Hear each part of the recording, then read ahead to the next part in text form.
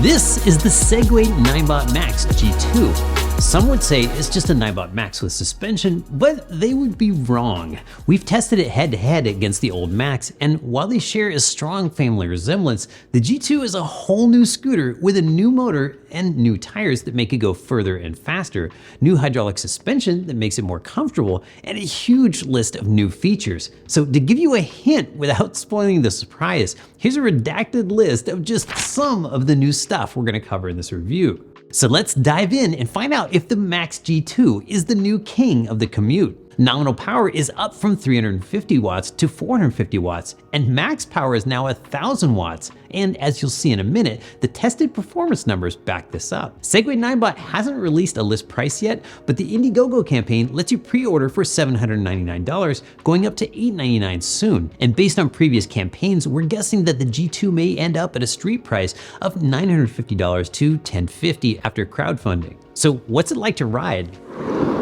I cannot get over the ride quality of this scooter. It just feels so planted, and oh, the way it goes back down on the front wheel is ridiculously good. Oh, this front end is so good. Every scooter should have this front end. Ooh, man, that's a strong statement. Sorry, everybody else. The biggest and most obvious change is the new suspension, which makes long rides much more comfortable and gives you better cornering. I thought the front suspension would just be a shaft and a spring like the Segway-Ninebot ES4. But under the rubber cover, there's a hydraulic front shock that makes the Max G2's front end feel ultra plush. There are dual shocks in the rear that can be adjusted to be stiffer or softer with either your hands or the Allen key that comes with the scooter. From the photos, I thought for sure the deck would be smaller than before, but it's the same size and feels even bigger because there's an extra lip that you can rest your heel on. It's bigger everywhere else too. The handlebar height is an inch taller than before and nearly 4 inches wider, leaving more space to attach accessories. And so the overall height is much taller when you add in the suspension. Here's how I fit at 5 foot 10 inches tall, and here's rear mirror at 6 foot 2. There are 3 speed modes: Eco, Drive, and Sport. Sport mode defaults to 20 miles per hour, but if you're in the US, you can use the app to unlock it for up to 22 miles per hour, or use the app to limit top speed anywhere from 9 to 22. I like that you can also set the intensity of acceleration independently of top speed. Then when it comes to slowing down, you can control regenerative energy recovery. Set to medium or strong, it automatically applies a small amount of regen brake when you release the throttle, kind of like Tesla's one-pedal driving mode. We saw traction control show up on a scooter for the very first time on the Segway GT2 and are happy to see it expanding to other scooters like the Max G2 now. On dry pavement, the Max G2 has so much traction that you probably don't need traction control, but I can see it coming in handy for wet conditions and possibly off-road. In fact, the taller ground clearance and good suspension may make the Max a lot of fun in the dirt.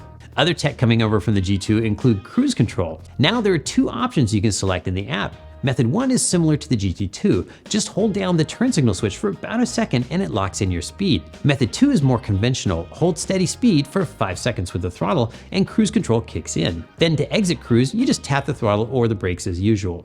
The Max G2 also gets 0 start, which we are very happy about. To enable it, set starting speed to 0 miles per hour in the app. The app is free, of course, and available in all your usual app stores. And the same app works across all Segway-Ninebot scooters that have Bluetooth. But of course, you'll see many more features showing up when you connect to a scooter like the Max G2 than when you connect to more base model scooters like the E2.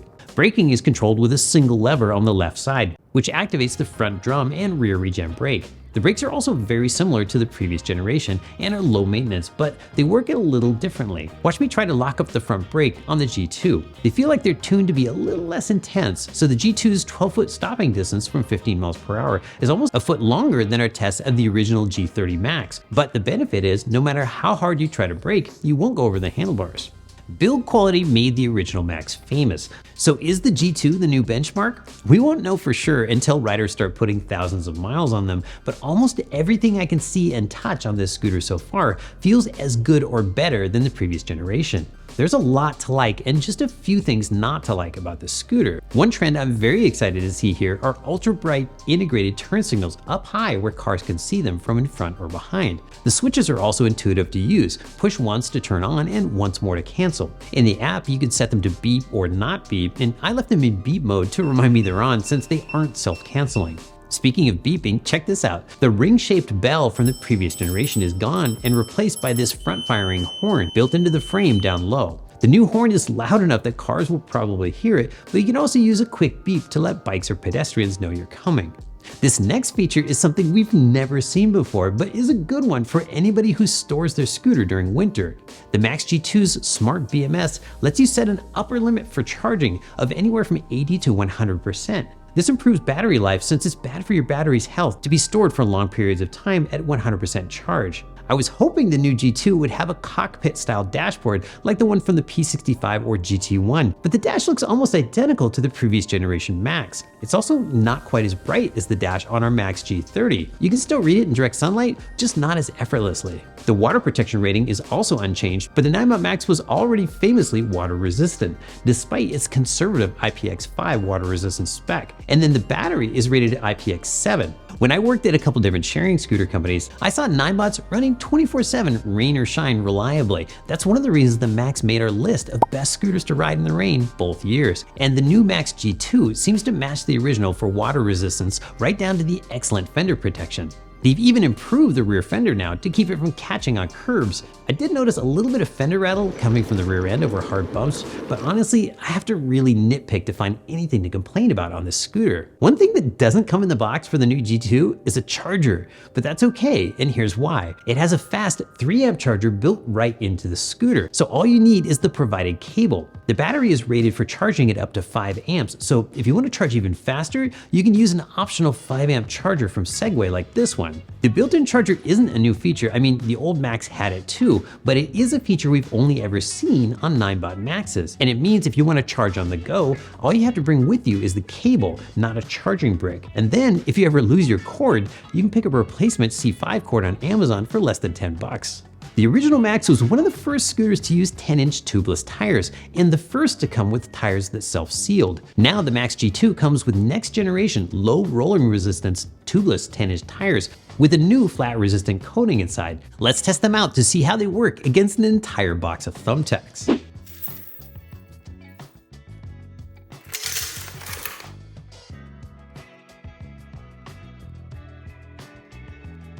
Now let's take a look inside. You can see the sticky coating and how it stretches so the thumbtacks haven't punctured all the way through. In our testing, we've seen that this coating can resist punctures from objects up to about 1 inch long. The results of our performance testing are coming up, and stick around because we're also going to see if it breaks when we tip it over. But first, if you want to grab a new Max at the pre-order price, use the link in this video's description. It also helps support this channel. We'll be updating the link, so even when the pre-order is over, we'll still have the best link and the latest pricing, plus any discount codes we can get for you.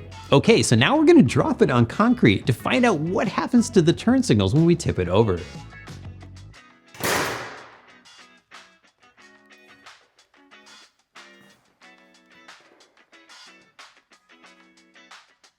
Not bad. The original Max earned fame by being a little extra in every category. Born into a world where the 15.5 mile per hour Xiaomi M365 was the dominant scooter,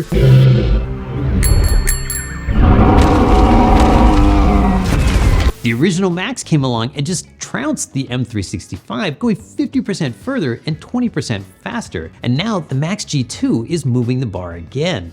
The 22 mile per hour specified top speed of the Max G2 lets you briefly blend with traffic when there's no room in the bike lane.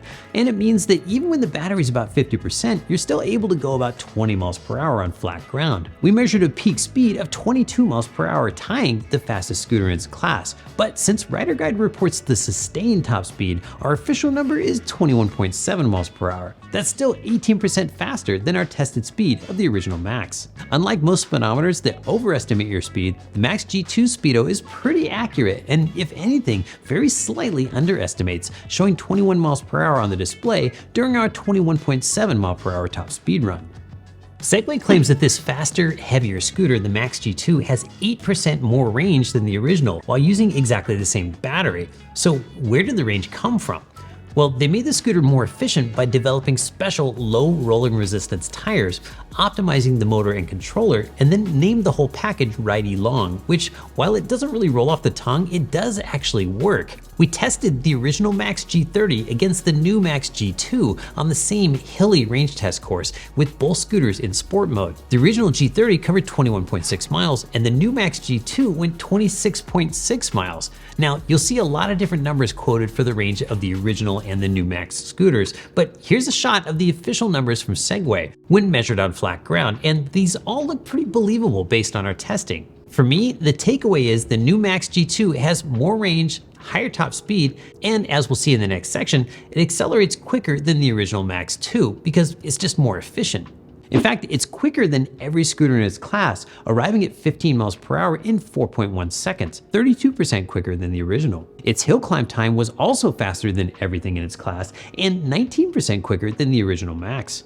During the range test, I was going 18 miles per hour up 4 to 6% grade hills, even with just 50% of the battery remaining. Okay, let's back up for a minute and look at the one area where for some people, the Max G2 isn't quite as good as it was, and that's portability. The original Max was already pushing the limits of the RIDERGUIDE trunk test at 45.8 inches long, and the new Max G2 is almost 2 inches longer. It's also 10 pounds heavier when we compared it to the tested weight of the original G30, which already wasn't light, but at least you're getting 10 pounds worth of good stuff, aka the new suspension. It's also a stronger scooter, now rated to carry 265-pound riders, up from 220 pounds before. You don't feel that the scooter is 10 pounds heavier when riding it or walking alongside it, and it's certainly not hurting performance, so its 53.5-pound weight really only comes into play when you need to carry it upstairs. The folding mechanism has a new, faster latch, but still has the same reliable yet slightly awkward deck latch that's off to one side. Sometimes I skip talking about safety because there's just nothing new to say, but here there's so much to say that I'm just gonna summarize it on screen, and you can pause if you wanna see all of the details in one place. I should show you the larger, brighter taillight though, and I should mention the addition of Apple Find My. As far as we know, this is the first scooter in the world that has it. It's sort of similar to the way AirTags work, so you can use it to find your scooter and find your friends. And even when the scooter is turned off, you can make it beep from the other side of a wall. Apple Find My only works on Apple operating systems though. The Segway app, on the other hand, works on both iOS and Android and also has some pretty advanced security features. You can set it so the scooter makes noise and applies the brakes if anybody tries to move it, and you can set up a secret handshake, so you can enter an unlock code with the turn signal buttons and brake lever even if you don't have the app. Pros include, honestly, it's almost everything we had hoped it would be, and in most cases, even better than expected. For example, the new suspension massively outperforms expectations. Performance and range exceeded expectations as well, and the app and Apple Find My give you much deeper control and security than before. Cons include, it's 10 pounds heavier than the original, but can carry riders who are 45 pounds heavier than the previous version. It's probably more expensive than the original, though we don't know for sure yet by how much, and you'll have to wait until June to get one, but that's still perfect for peak summer riding season, and at least you can lock in a lower price and reserve your spot in line with a pre-order.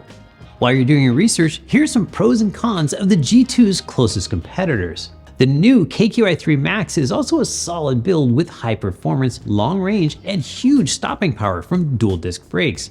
But the app is nowhere near as deep, and the ride isn't as smooth because it lacks suspension. The stronger brakes also require a bit more skill to use, which I like, but it's not for everybody. Like Segway-Ninebot and Niu, OKi proved their reliability by building scooters for the sharing market. The OKi Neon Pro also has tons of range and speed relative to its price, and some unique safety features like a Bluetooth-enabled helmet. But again, no suspension, and it's front-wheel drive, something where not everybody has a preference, but to me it doesn't feel quite as good as the rear-wheel drive of the Max. By far the most portable of the group is the Apollo Air. It's 15 pounds lighter than the G2 and is the only comparison scooter with a dedicated regen brake lever and an IP66 water resistance rating. But while it's fast on flat ground, it's not quite as good climbing hills, and no surprise, this 28% lighter scooter has 27% less range than the G2. Another up-and-coming commuter, the Gotrax G6, is also brand new for 2023, less expensive and 7 pounds lighter despite having a larger battery. But while we haven't fully tested it yet, we expect the ride won't be as smooth since it lacks rear suspension, and it's a more budget-focused scooter, so it won't include many of the app and hardware-based features of the new Max G2. I was literally giddy when the Max G2 arrived at RIDERGUIDE HQ, but also a little nervous that after waiting for 4 years for the sequel to the original Max, that we might end up feeling let down. But after riding the first 10 feet, my fear was gone because I was floored by how smooth the new suspension is, and as I dug in deeper, how much new stuff this Ninebot Max with suspension really has. Is the value still there? Well, it's moved up a little in price and we don't know by exactly how much, but honestly, if they can keep this between $900 and $1,100 when it comes to a street price, I feel like the gain in performance and feature set are more than keeping up with the price. So who is it for? The same people who love the original Ninebot Max are gonna love the G2, and that's a pretty huge mix, from folks who wanna commute to work every day to people who wanna do long rides for fun on the weekends. And that also includes everybody from new riders to people who are on their 3rd or 4th scooter. There are a couple differences though. It definitely has more joyride appeal than the previous version because the new one's just way more fun to ride. The only folks that I think it won't appeal to as much are those who need to haul it up 3 flights of stairs every day when they get home. For those who just can't do the 53-pound lift, there are maybe a dozen other Segway scooters in their enormous, if slightly confusing, product portfolio. But for the rest of us, long live the new king of the commute. For more information on the G2 Max, click the link in this video's description. You'll find the latest pricing and any discount codes we can get for you there too. Using the link helps support our channel to make more content like this. I'm really curious to hear what you guys think about the new Max versus the original, so let me know down in the comments. I'm Paul from RIDERGUIDE. Enjoy your ride.